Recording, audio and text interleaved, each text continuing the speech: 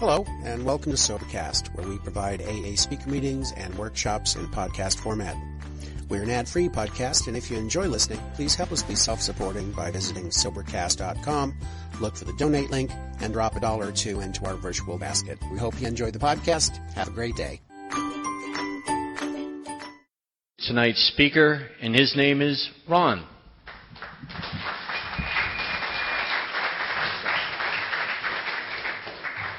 My name is Ron. I'm an alcoholic, and I'm delighted to be here. Driving down Bluefield Avenue, I was reminded of my youth. I grew up in Cedar Grove, which is right over the hill here.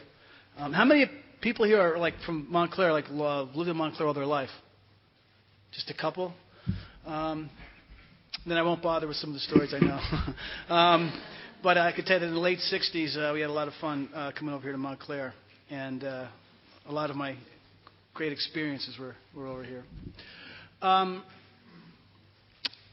reason I'm here tonight is because Chris has asked me to be part of this workshop, and I've known Chris for the entire length of my sobriety, which I'll share with you in just a minute. And then walking in tonight, I was able to see Bill, who I've also known for that entire period. I'm delighted to really be here and be a part of this kind of workshop. I've actually done it with Chris on a number of occasions where we've spent weekends together going through this kind of a workshop in a condensed period over the course of a weekend with actually both Chris and or Bill. So I've done this before, and I'm familiar with what Chris is trying to accomplish here. I think what I want to do tonight is three things. I want to tell you a little bit about myself and what my experience has been in working the steps as a whole, so that you can get some sense of what my experience has been in terms of my spiritual awakening as a result of working these steps. Kind of a brief qualification. The second thing I want to do is share with you some things that are very specific about the fourth step, for those of you who may not have actually had that experience yet. Just because it helps me, so if you could just help me. How many of you have actually done a really thorough four-step that includes four-column inventory of resentments and those kind of things? Okay, a lot of experience out there. That's very good. So it works very well with what I want to do tonight, which is not to spend a lot of time on all of the mechanics. I'm not going to walk through forms or specify, where you put something in the fourth column and so forth. But I am going to talk about the general orientation of the fourth step and what my experience is in working with sponsees as we go through the fourth step. And then the last thing I want to do is talk to you a little bit about what my experience was in doing a fourth step myself, what it was like to get to that fourth column of a resentment inventory myself, and share with you some of the specific examples that were on my inventory and what it was like to start with a resentment and end with some responsibility in the fourth column. So to begin with, in terms of my sobriety, in terms of a brief way of qualifying, I came in here about 12 years ago. I'll be celebrating 12 years this coming year. And I came in here into the rooms, not because I was really done in my mind, or because I really felt that it was something I was looking forward to. All right, I was kind of beaten into submission. My oldest son was in rehab. He was in Carrier for a drug problem and had been in quite a bit of trouble. And so he was at Carrier, and I had begun to attend parent visitations there and parent meetings at Carrier with groups of like 50 people who were alcoholics and drug addicts and their parents and spouses and so forth. And, I guess the short story is after about the third time I went, all the counselors, like I could feel them looking at me, And I don't know what my son was telling them, but it wasn't good, okay? And, and I got so scared. I know this is going to sound like I made it up, but I swear this is true. I was so scared and so intimidated by like the third or fourth time. The way you go, you're supposed to do this way, like, you'll say, like my son said, my name is Eric, I'm an alcoholic, and somebody, Mary, I'm an alcoholic. And then the spouses and significant others would introduce themselves as, I'm Ron, I'm a parent. Or my wife would say, I'm Donna, I'm a mother. Or somebody would say, I'm Judy, I'm a sister. But the fourth time I went there, we're doing the introductions, and I could feel the counselors looking at me, and I'm just like sweating, And they came around to me, and I said, I'm Ron, I'm an alcoholic, And then the counselor goes, no, not yet you're not, but maybe you're right, And I'm like, God, I don't know what you're talking about. So the result of that was my son was living at home and continuing outpatient at Carrier, and he relapsed. Actually relapsed a couple of times. And we're supposed to have all the alcohol out of the house. And we did, but I was continuing to drink, and I was drinking into blackouts. And there were some really bad blackouts. I couldn't remember exactly what happened, and supposedly I wasn't drinking, and my son's relapsing, and the counselors are trying to figure out what the dynamics of our household are like, you know. Meanwhile, my daughter was doing hard drugs, and she's in therapy, and that's another story I'll tell you about in a minute. So my son's trying to stay sober in that environment, and they call us all down, the family down, for a meeting. And, you know, I'm thinking, that's a good idea because he's relapsed a couple of times, and we've got to straighten him out. And so we get there, and they talk to him for like 15 seconds. And then they all look at me. And they go, now let's talk about you. And I'm like, you know. And one counselor got up, and she came across, it was like a circle. She came across, and she stood right in front of me. And she said, I know you. You know, in that sort of assertive way. And I'm thinking, like, F you, you know. And she says, no, I know you. And I said, well, what do you mean? Because I'm going to have it out with her, you know. And she says, I know what you're thinking right now. Because what they had suggested was if the household couldn't become a more secure environment, that they were going to take my son out of the house and put him in a halfway house or some kind of safe environment. So I knew that was in the background. So she said, you know what you're thinking right now?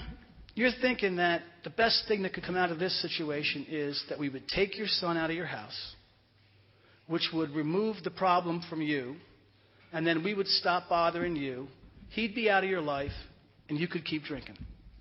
That's what you're thinking. And that's exactly what I was thinking. That's exactly what I was thinking. I was thinking, I need to keep drinking. Take my son. I mean, I know it sounds horrible to come out of my mouth, but that's what I was thinking, and she knew it. Because if they took him, then he'd be someplace else where they'd be watching him.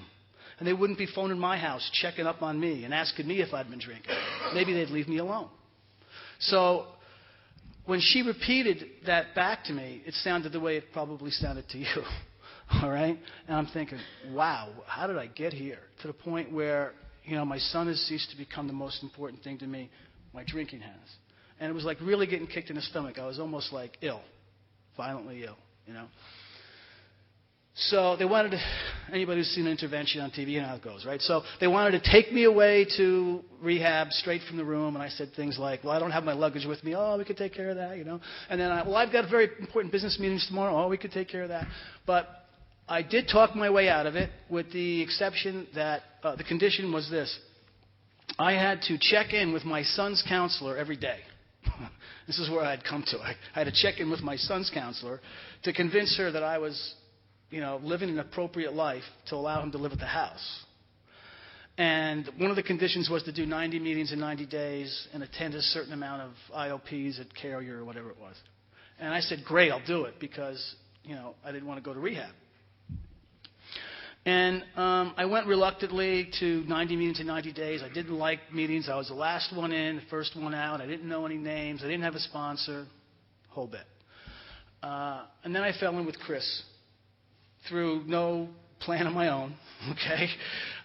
You know, and Chris has heard this story a million times, and probably Bill has too, but it went something like this. You know, I went into a meeting, maybe it was kind of like this. Oh, it was much smaller, all right?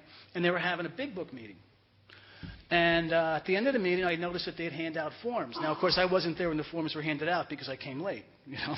So afterwards, I said to Chris, hey, could I see one of those forms? Now, he'd seen me around for a while. So he says, looks at me, sizes me up, and he goes, nope. Now, I knew this was going to be a bad conversation because he's a nice guy, right? And in AA, you're supposed to help everybody and, you know, not supposed to say no and stuff. And, you know, so this was not going to be good, right? So I said, oh, okay, well, fine. And I'm trying to walk away. And he goes, but if you come to my house, I'll show you what the form is for. And maybe I can explain it to you. Because without an explanation, it's really not much help to you. So I'm arguing, I don't want to go, no thanks. And the guy I had taken to the meeting was a guy from the VA hospital I'd given a ride to. Now, for any of you who know the guys who get into the VA hospital in the homeless program, Any trip out of the VA hospital is like the best thing in the world. So he was riding with me, and he heard that there's an opportunity to go to somebody's house on a Wednesday night.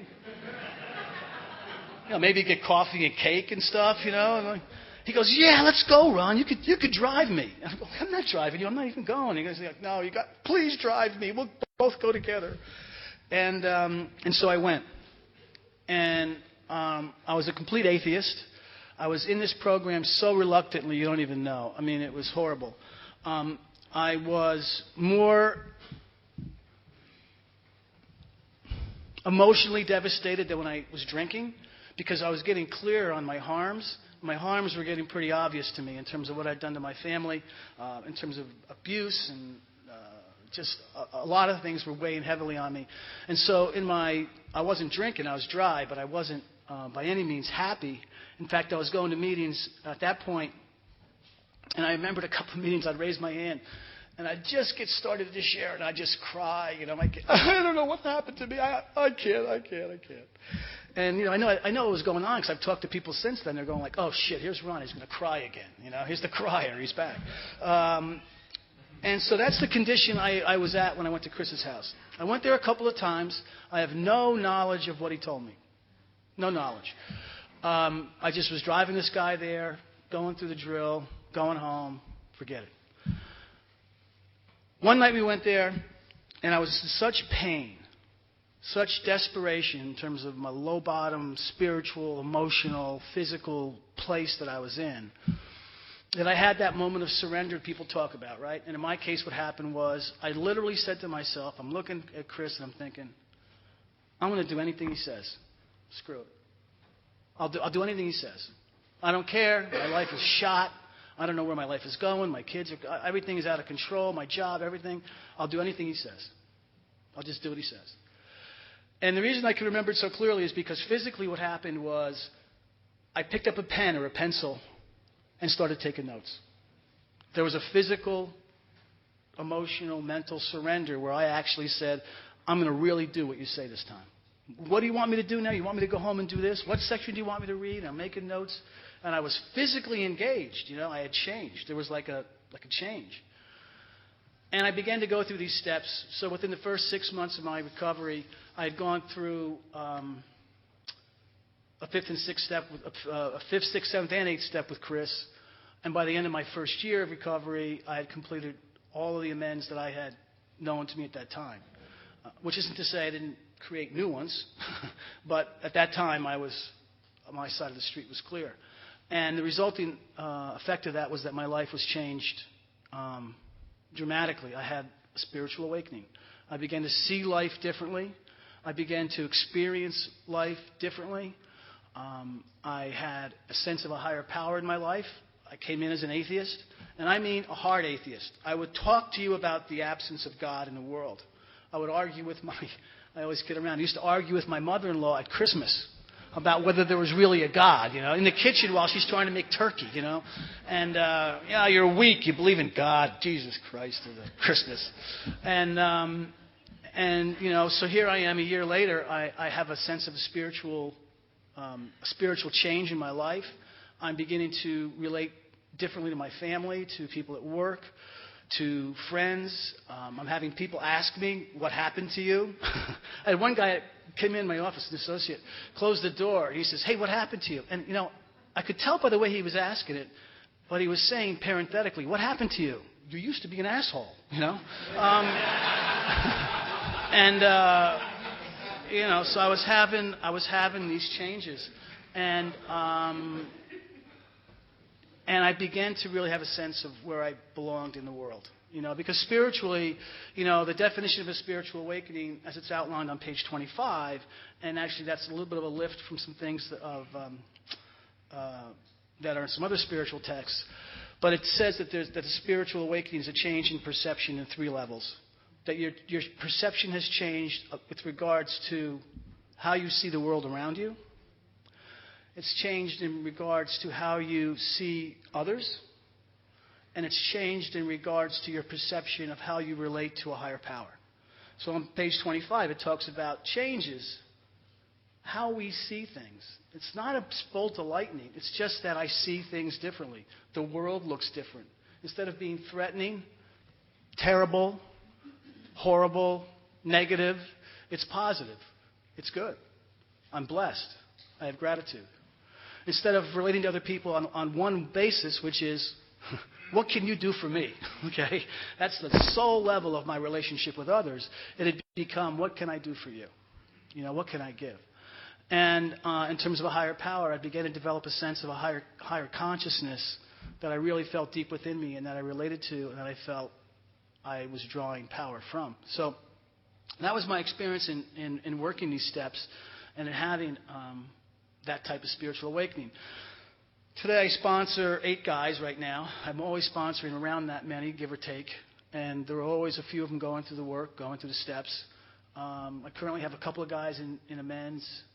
And I think I'm done with any current 5th steps. But there's always some action in my life that relates to doing these steps with other people.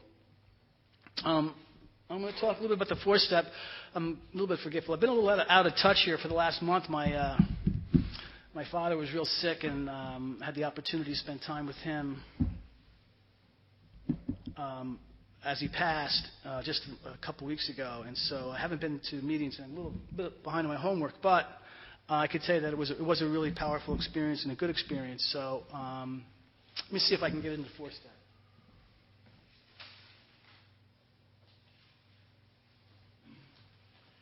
Before I do it, I want to say something that I want to make sure everyone understands clearly. I hope that everyone's come here tonight with, and remember this is a set-aside prayer, so don't get all pissed off at me. I hope everyone's come here with what I'll call a healthy sense of agnosticism, okay?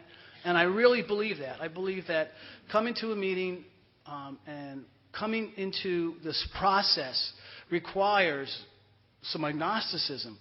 And I'm going to help you with that by explaining what the word agnostic really means. It was actually coined in the late 1880s by a scientist/philosopher named T.H. Huxley. So it's not an ancient word, okay? It's a word that was really applied during the 1880s. And in the 30s, when the book was written, the word agnostic really had a totally different understanding in our culture.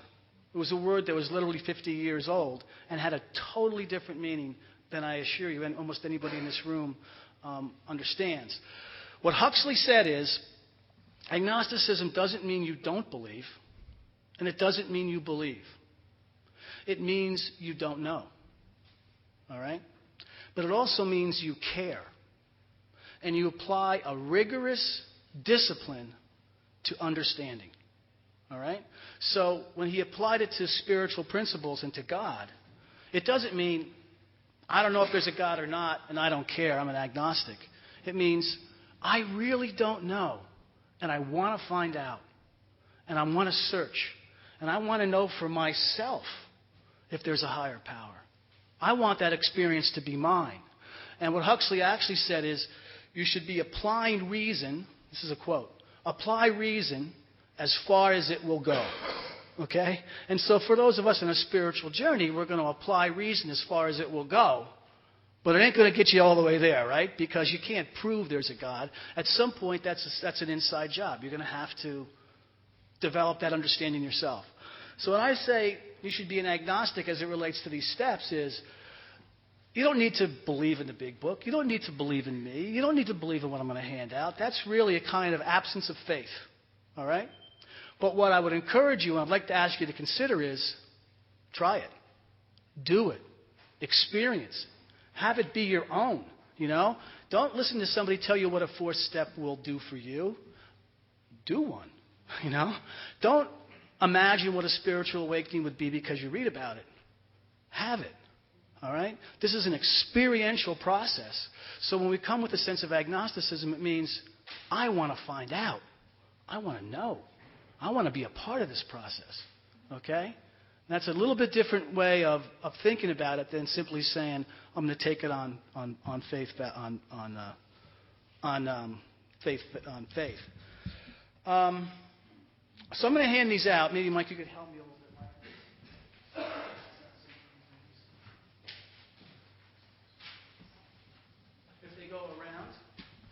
since you've done such a good job of getting so many people here, I think you've outstripped my copy machine. And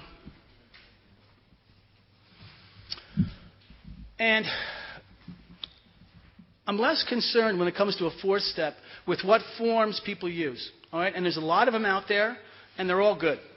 That's my opinion. They're all good.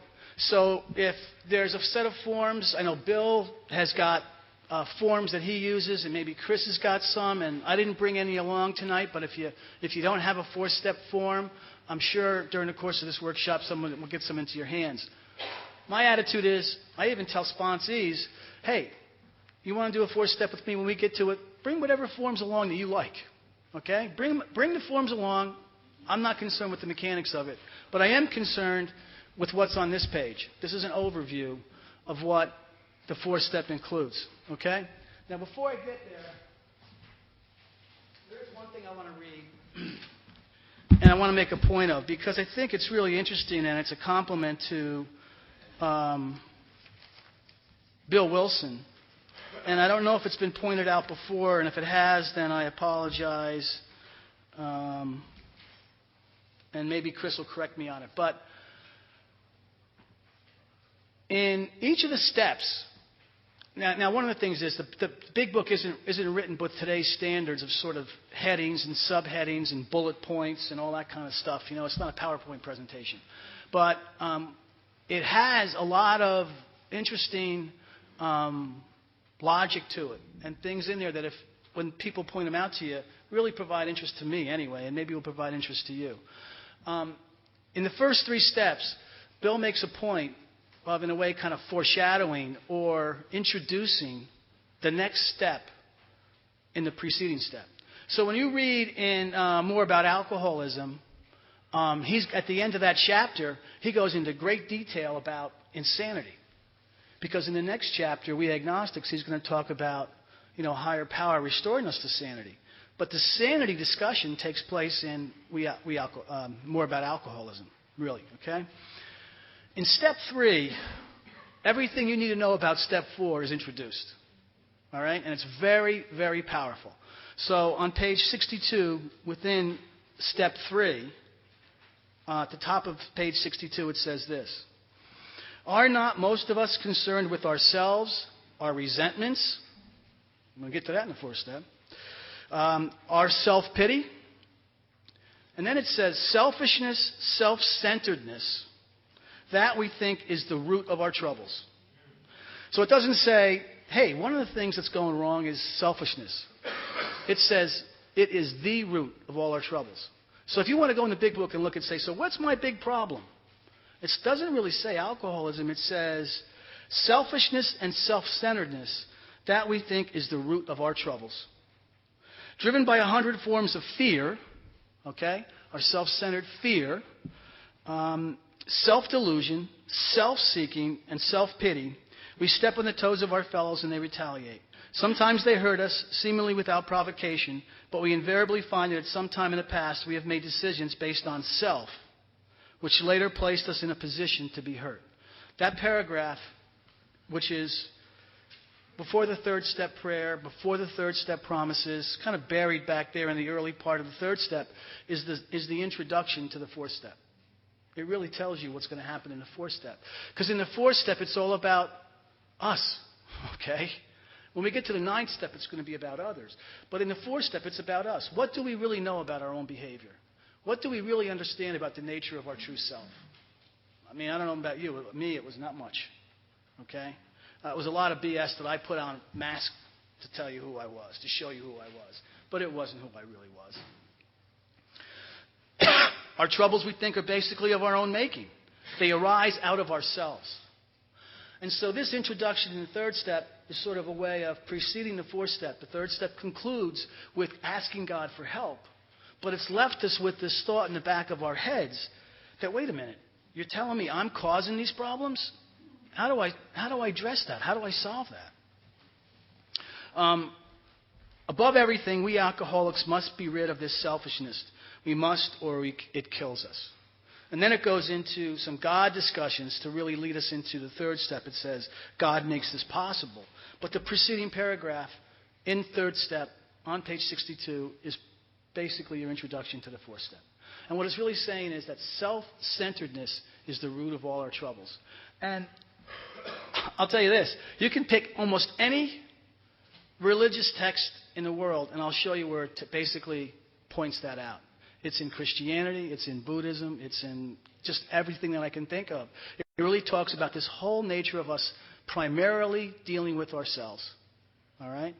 And the idea really is later we're going to find out that the more we can give, the more we empty of ourselves so that we're kind of an empty vessel for God, the more He can fill us up. But first of all, we need to deal with how selfish we really are.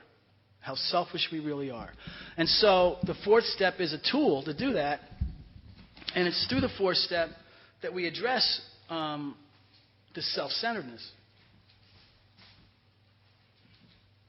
And it's throughout the inventory. So let's go to the page. The page says there's 4 parts. I mean, I'm just going to, some of these for most of you are probably overkill, but we'll just go through them quickly. There's 4 parts. There's a resentment inventory, there's a fear inventory, a sex harms inventory, and the one that often gets left out is a sex or relationship ideal. I know many people who just haven't done that, just hasn't been part of the process, but it's clearly outlined in the big book as the 4th element of inventory. Now, one of the things I want to point out, and the reason I've highlighted some sections on this page is, I think it's easy for us to do the 4th step and approach it in a mechanical fashion, which means I've got to write. Give me that goddamn pencil. I got to write. Okay? Actually, it doesn't work like that. Most people say, "Oh, I got to write. I don't want to write." But they're thinking about writing, and that's what we have to do ultimately. That's the mechanical part of it. And they want to get the columns right, and they want to understand the definitions of the headings and that kind of stuff, and that's important. But the most important thing I want to tell you from my experience is that the 4th step is a spiritual experience. It's a spiritual experience. It's not an intellectual exercise, okay? My intellectual exercises is what got me drunk. We've heard that all the time, right? So I don't want to apply intellect into this inventory. What good is that going to do me, right? So I need to make this a spiritual exercise. So how do I make it a spiritual exercise? The first thing I do in every example, in every part of the inventory, is I pray first for guidance. So, for example, when I'm doing my resentment inventory, what I tell sponsees, before you even sit down to really write, before you pick up the pencil, you pray for guidance. And it could be a simple prayer to whatever higher power you have, but you're asking that higher power in. You're asking that higher power, okay, I'm getting ready to make a list of all these people that are real jerks, Please help me show me the biggest asshole first, No, what we're really trying to do is, God, please help me see the truth about the list I'm about to make. God, please help me understand why these people are on my list. God, please help me do the right thing. It doesn't have to be a complicated prayer. It's just, like I just said, I just made that up. I'm just asking a higher power in. Just give me some guidance. Give me the strength. Give me the direction. Show me what I have to do. So you do that, and then the first thing you do is you make a list of everybody, every institution, every person, every principle that you have a resentment towards. Or what I actually tell people is a little bit different. We have an interpretation of resentment, meaning a fierce anger towards somebody. I really think a resentment can just be somebody who makes us uncomfortable. I am uncomfortable with that person. I am uncomfortable with that authority. I'm uncomfortable being told what to do. Okay? I'm really pissed off, but I feel better saying I'm uncomfortable, So the uncomfortable part allows that list to change its shape and dynamic. Okay? Because when you say that, all of a sudden it says, well, who am I uncomfortable with? And if you're uncomfortable with them, then you've already told yourself something that's pretty important. They're taking up space in your mind. Okay? Because anybody I'm uncomfortable with, I'm thinking about. Okay? So we make the complete list. Then we complete the first 3 columns. Okay? Why we're angry, how it affects my pocketbook, my self-esteem, my sex ideals, whatever those 6 questions are. The first 3 columns done. And again, before we go to the 4th column, This is the most important part of the resentment inventory as far as I'm concerned, is we stop, and the directions from the big book say that we pray for every individual on our list. Okay? And the prayer is asking God to show us tolerance and to guide us towards, because that is a sick person too, how can I be helpful to that person? So I know why I'm angry at that person, and now I'm going to pray about that person, seeking knowledge of how I can be patient, tolerant, and helpful. And then I can fill out the fourth column and look for my dishonesty, my self-centeredness, and my fear. All right? But without that prayer, we're just moving right through. All right? So what I tell people is fill out all three columns, get them all done for the whole inventory, then stop. Go back to the top of the list. You can do it one of two ways. Either you go down the list, person by person by person by person, and praying for each person. I've actually done it that way, and it took me like an hour to complete all the prayers, even simple prayers about that person. Please help me show patience and tolerance towards this person. Please help, and it can be a very powerful experience if you allow yourself to incorporate some meditation as part of that. Okay? Because you want to ask for patience, tolerance, and how you can be helpful. And then you want to provide some open space in your mind to seek what those answers might be. You know? Meditation is overlooked time and time again in this process. And if you look at the book carefully, it'll say, pray. And then it might have the word considering how we can be helpful. Well, that consideration is a form of meditation. Or it may say something like pausing or asking ourselves. Those are all different phrases to be used for a form of meditation. So if you go back and look Big Book, you will find instructions for prayer and meditation at every part, every step along the way here. So we pray for each individual on our list, asking God to show us tolerance and guidance towards how we can be of help. And then we meditate, considering how we can be helpful to that individual. And then we complete the fourth column. All right? So you could see that it's both mechanical, you're going to write, but it's also very spiritual. I'm incorporating a higher power into this process. I'm incorporating prayer and meditation into how I approach what I write on paper. Fear inventory, the same thing. Before you start a fear inventory, praying first for guidance. God, help show me the truth about my fears. Help me not avoid the truth by leaving them off the list. Help me be honest and help me be complete. It can be a simple prayer. It's a simple request for that kind of spiritual guidance. And then you complete whatever forms that you've used given to by your sponsor, listing the fears, completing the second column, and again, utilizing prayer and meditation to consider the cause of our fears and asking God to remove them. There's actually instructions in the fear inventory that actually asks us to pray, meditate, and pray again. The prayer says, God, help show me about the truth about the fears. The meditation is to consider the truth about those fears and to dig deeper into, well, if I'm really afraid that someone's going to leave me, does that mean I'm really afraid of being alone? And if I'm really afraid of being alone, does that mean I feel that I'm separate from everybody, from maybe even a higher power? To dig deeper into what those fears really could be.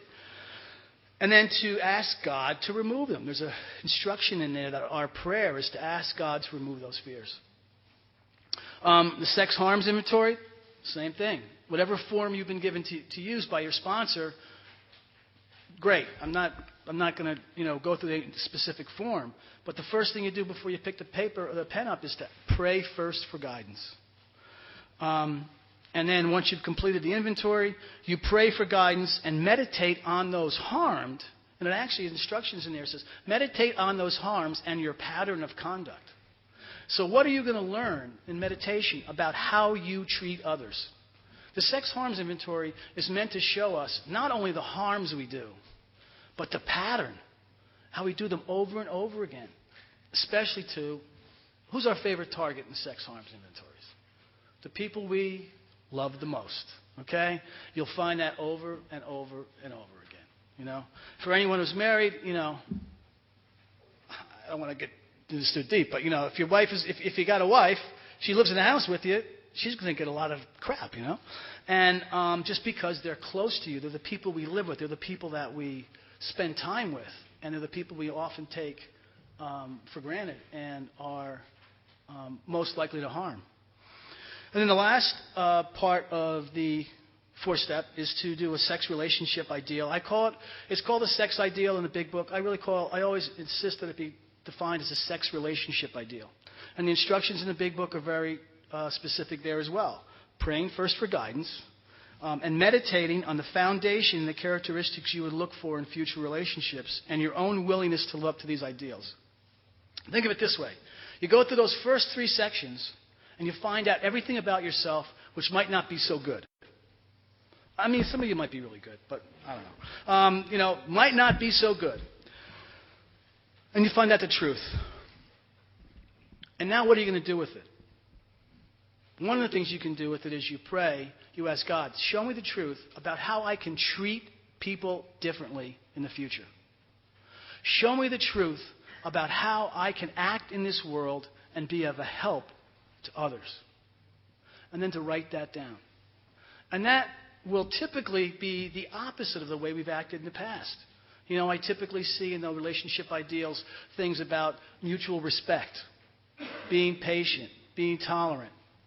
A little bit along the lines of, the prayer to, help others before we ask for help ourselves.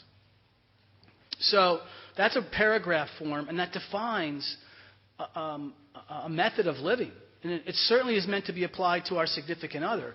But if you read most relationship inventories, they can be applied to all relationships. And they tend to follow the Christian ethic of treat others the way you want to be treated yourself. So that's the inventory.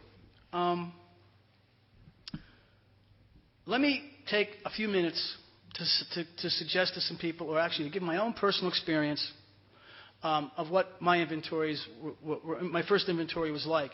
So maybe it can make sense for those who haven't done it before. So I'll start with, and I've done some of these before. I'll start with something different. I'll start with my employer, okay? So my employer, okay, my boss, he's not doing things right. He's taking the company down, you know what I mean? He's driving it into the ground. If only he would do it my way, okay, everything would be great. Because I can clearly see where the growth opportunities are for this company.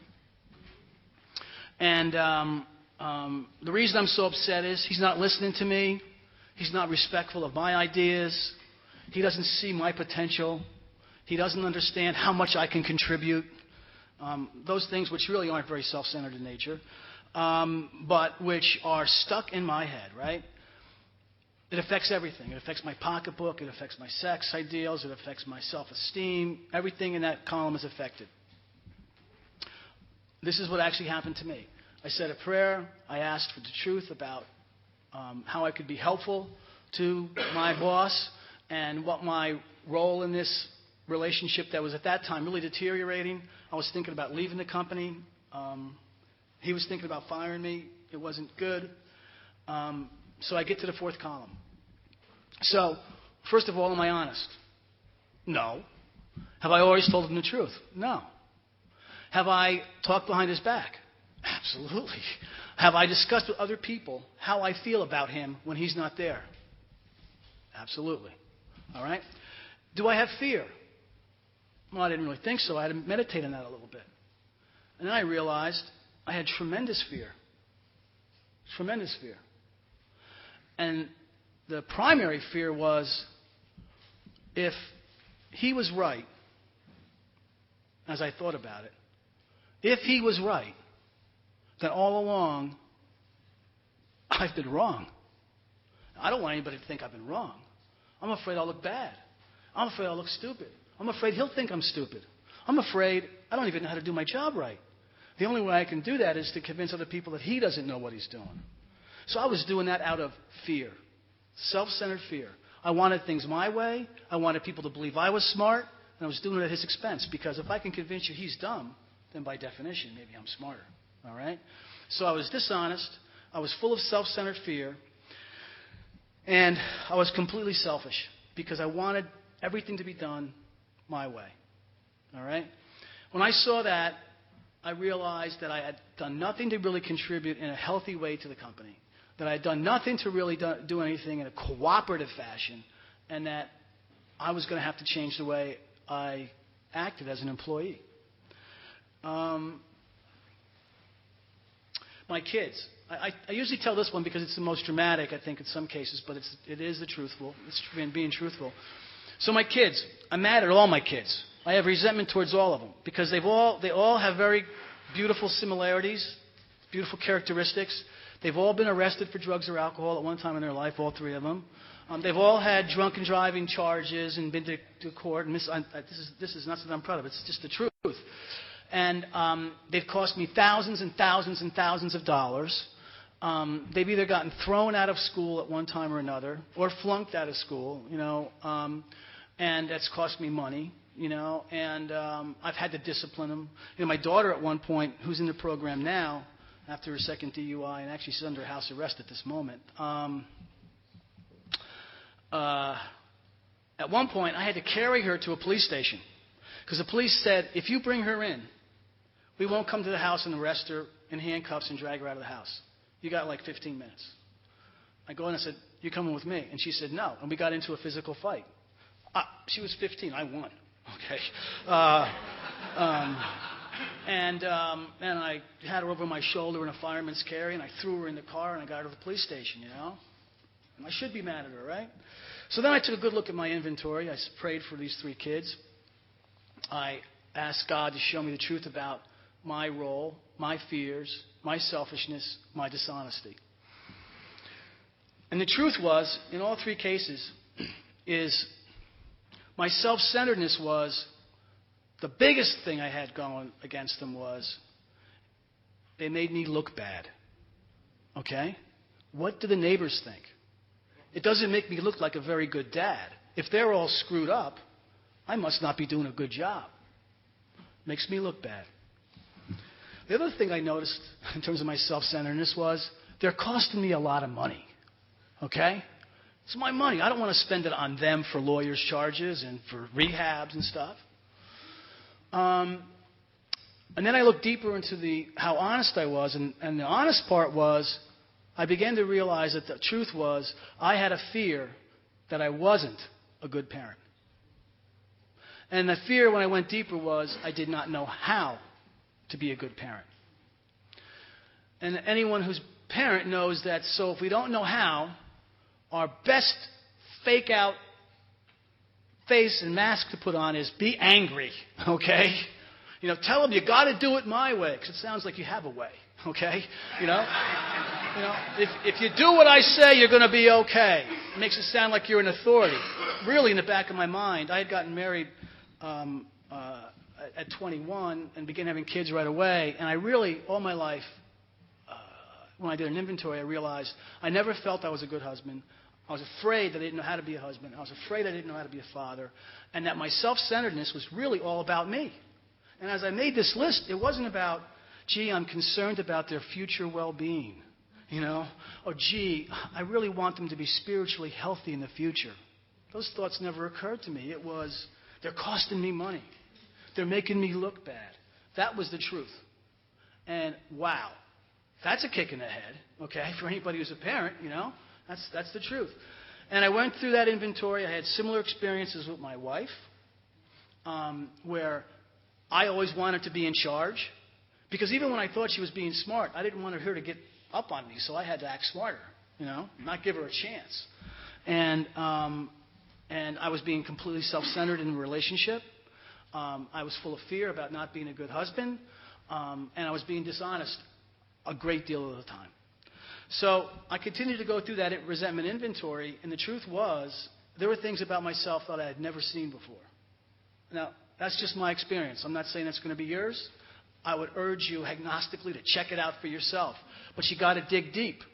You got to ask yourself the 12 tough questions. Am I willing to see that darker side of myself?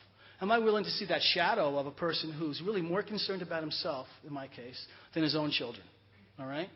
I had to dig deep to really get there, because on the surface, it was all bullshit. Okay? Believe me. The first things I wanted to write in that fourth column were, I was just looking out for their best interests. I'm worried about them. Today I am. Today I am. But that really wasn't who I was at the time. And my fears, I'm not going to tell you that, because I think that that when you do a fear inventory, hopefully you'll all get to the same place. There's one place we all get to, and I want you to get there on your own. I will tell you this, though. When I wrote my sex ideal, and Chris knows because I read it to him, and I read it to my wife, I honestly, after having spent days writing this inventory, and actually the way I did it, just so you know, was I put it off as long as I could. I kept stalling, saying I don't have time, and then finally one weekend my family went away on vacation without me, which at this time, they were like, that's their best vacation. And they left me at home, and I had no excuses, and I had 2 days to write this inventory. And I spent 2 days just writing, and discovering these painful truths about myself. And then at the end, I said, God, well, then show me how I should live. What's the way I should approach these relationships in the future? And what I wrote was something that it just did not, they were not words that I would typically use. They weren't phrases I would typically use. They just weren't the kind of person I was at the time, because I was speaking about giving more love than I needed to get back, and looking at the other person with mutual respect and with dignity and honesty, and being willing to look at the other person for who they were and to accept their point of view. God, accept my wife's point of view? Come on. And I wrote this out. I'm looking at it. I'm saying, this is unbelievable. My wife kept it. It's the only part of the inventory that's still alive today. I'll tell you about that. The rest of it's all gone. It's all thrown away. But that was saved, and she kept it someplace. And today I can tell you that as a result of that inventory, with regards to my wife and that ideal, the amends I made to her ultimately was a very straightforward amends. And I'll say this for the benefit of anybody who's in a relationship today. I made amends to her for 27 years or whatever it was at the time, or 20-some-odd years of putting her in a place of being less than. Okay? Your ideas aren't as good. Mine are better. You don't know how to take care of the kids. I'll tell you how to do it. Oh, I better do the finances. I don't think you'll understand. Okay? And treating someone with the lack of dignity and the lack of respect that they really need. And so my simple amends to my wife was, I went through the amends process, explaining what my harms were and asking the 3 questions. But ultimately what I did was basically said, I've allowed you to live a life where you felt less than. And she actually burst into tears and she said, actually what you did is you made me feel small. And we can abuse other people by making them feel small in a relationship. Now, unfortunately, she's really big. I don't even have a checking account. She has all the checks, all the finances, everything. We got that straightened out. And I get an allowance. Hey, come on. And my kids get a real charge out of it because they'll say things like, Dad, you think you ever ran this house? Come on. Are you serious? How drunk were you? So that whole process, the 4th step, uncovers that stuff for us, which allows us to get to that place of an amends so that we can then move from that inside job to relating to other people. I'll say that I'm blessed to be here tonight, and I'm grateful that I was able to be a part of this meeting. And hey, one last question, spiritual question. How many of you, don't say what it is, how many of you know what phase of the moon we're in tonight? That's it? We're in a full moon, folks. When you go out there, it is luminous, okay? It is beautiful. You want to have a good experience tonight? Go out. The night is clear. I drove all the way over here just checking out the moon. All right? You want to be spiritually alive? Check it out. It's really great. Okay, well, you know what? I should take that advice. Thank you. Thanks for letting me be here tonight. I guess we have a couple of minutes for some sharing.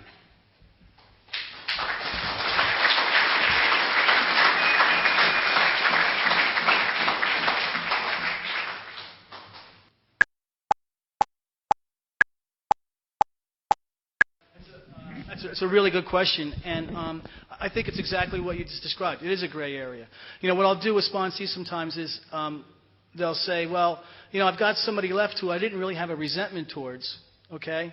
But I know I should be doing something with this person because I stole from them or I hurt them in some way. And they'll say, I don't have a resentment towards them, but I know they should have one towards me. because I harmed them. And then even if it wasn't sexual in nature, I'll ask them to fill out a harms inventory on that person. And so, in some cases, I've had people fill out harms inventory against their entire family because their family of origin they did a lot of harm to growing up. But sometimes those same people come out on a resentment inventory. And then, of course, the sex harm speaks for itself. I mean, that's pretty much straightforward. But if somebody's left off of resentment for some reason, but they belong someplace, sometimes it's often on a harms inventory. Okay, well, we have a very nice way of closing. Thank you very much for allowing me to be here tonight.